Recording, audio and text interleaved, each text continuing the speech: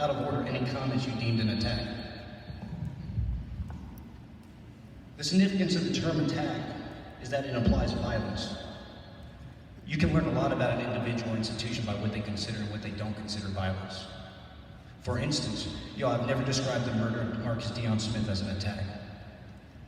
You have never described Chief Scott's lying to the public as violence. Thank you. On the contrary, after a year of covering for Chief Scott and the 8 murderous police and the complacent EMTs, here you are trying to censor the very people you were elected to defend.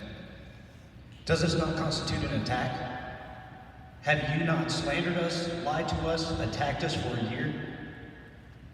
Is this not an act of violence against the people of Greensboro? We certainly think so.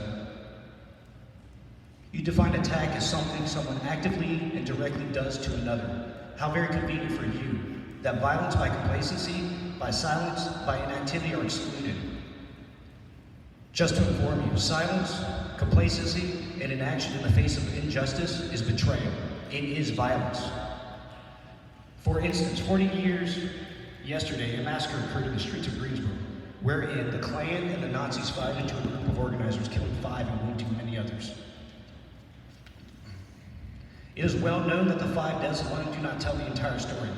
The Klan and Nazis were not the only culprits.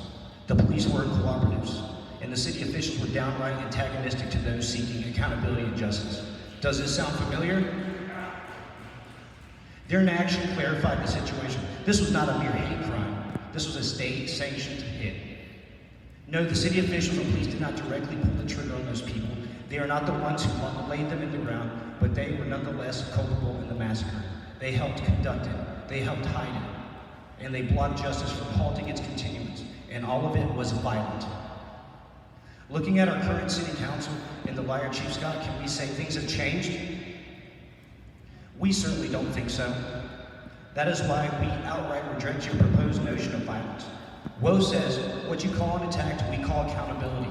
What you call violence, we call self-defense. We say you have attacked and violated the people of Greensboro. We say, when you ignore us, that is violence. When you slander us, that is violence. When you silence us, that is violence. When you defend a liar and a murderer, that makes you a liar and a murderer.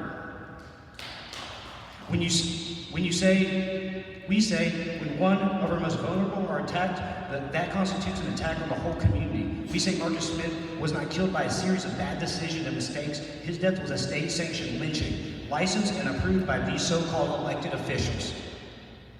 The cops of today are the same as the cops then. These city officials are exactly the same as their predecessors. The massacre never ended.